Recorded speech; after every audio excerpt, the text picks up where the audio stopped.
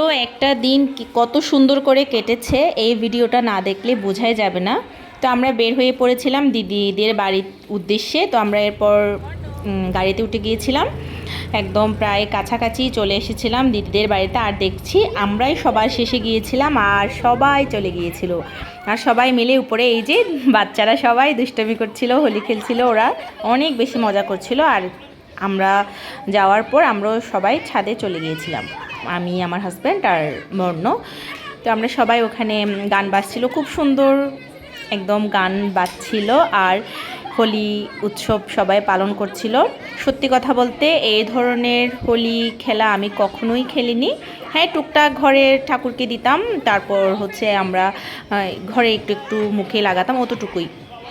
কখনো এরকম করে সুন্দর করে প্রোগ্রাম করা হয়নি। কখনোই জানতাম না যে হোলিতে এত বেশি মজা হয়। বাচ্চারা এত মানে কাউকে চেনা যাচ্ছিল না। সবাই একদম একটু পরে দেখবেন সবার চেহারার খুব খারাপ অবস্থা হয়ে যাবে। তো এর মধ্যে খুব গরম পড়ছিল, ছাদে তো প্রচুর রোদ। তো সবাই টায়ার্ড হয়ে গিয়েছিল। তো দিদি মাঝে মধ্যে আমাদেরকে জুস, তারপরে স্প্রাইট এগুলাই এনে এনে দিচ্ছিল। তো আমরা এই যে জুস খাচ্ছিলাম, ঠান্ডা ঠান্ডা শরবত।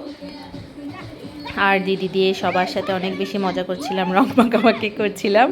দিদি তো চুপচাপ দাঁড়িয়ে আছে কিছুক্ষণ।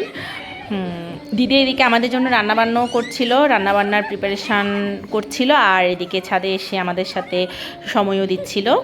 তো বাচ্চারা দেখেন কি অবস্থা, সবাই একদম ফ্লোরের মধ্যে শুয়ে গিয়েছে, এত বেশি টায়ার্ড। ওরা খুব দৌড়াদৌড়ি করছিল, আর ছাদে প্রচুর রোদও ছিল তো ওটার জন্য। এই যে দাদারা বাইরে একটু খেলতে গিয়েছিল, দেখেন এইবার দেখেন আমাদের চেহারার অবস্থাটা, আমাদেরকে কি চেনা যাচ্ছে? এদের এরপর আমরা একটু ফটোশ্যুট করে নিচ্ছিলাম, আর দাদারা একটু কাপল ছবি ভিডিও করে নিচ্ছিল, আর আমরা সবাই মিলে রং উড়াচ্ছিলাম। আসলে এই যে এখন গান নাচ শুরু হয়ে গিয়েছে, ছেলেরা, বড়রা, বুড়ারা সবাই নাচানাচি করছিল। সত্যি কথা বলতে অনেক বেশি কি বলবো, আমি ভাষায় আসলে প্রকাশ করতে পারছি না, মানে কি বলবো বুঝতে পারছি না। সত্যি অনেক বেশি এনজয় করছিলাম এই টাইমটাতে। এই যে দাদারা দেখছেন কত নাচানাচি করছে, আসলে এই সময় খুব ভালো লাগে।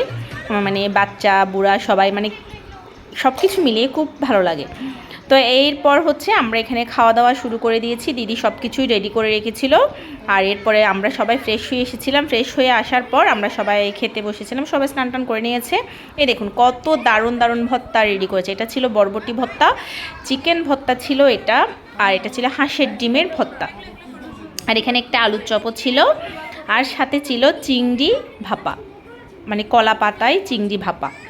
ওইটা খেতে সবগুলো আইটেমই এত বেশি ভালো হয়েছিল, সবগুলো আইটেম মানে খাবারের কম্বিনেশনটা। ও এখানে ছিল কিন্তু গোবিন্দভোগ চালের সাদা ভাত, আর এখানে পাঁপড়ও ছিল।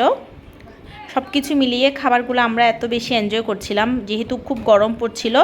এই ধরনের খাবারগুলাই আমাদের বেশি মজা লেগেছিল। আর সন্ধ্যা হয়ে গিয়েছিল, সন্ধ্যার পরে হচ্ছে দিদি দারুণ একটা পায়েস বানিয়েছিল, গুড়ের পায়েসটা খুবই টেস্টি হয়েছিল। আর সাথে ছিল মিষ্টিটাও খেতে বেশ ভালো। এটা হচ্ছে এনেছিল বর্ষাদিরা আসার সময়, তো খুব ভালো হয়েছিল, খেতে টেস্ট হয়েছিল। খাওয়া দাওয়া শেষ করেছিলাম আমরা, এমনকি রাতের খাবারটাও শেষ করেছি। রাতের খাবারের ভিডিওটা আরেকবার নেক্সট ভিডিওতে শেয়ার করব। তো সব কিছু মিলিয়ে আজকের দিনটা যে কীভাবে চলে গেল সত্যিই বুঝতে পারিনি। অনেক বেশি মজা করেছি। থ্যাংক ইউ সো মাচ দিদি, দাদা, সবাইকে এত সুন্দর একটা দিন আমাদেরকে উপহার দেওয়ার জন্য। আমরা সব কিছু মিলিয়ে দারুণ এনজয় করেছি সব কিছু।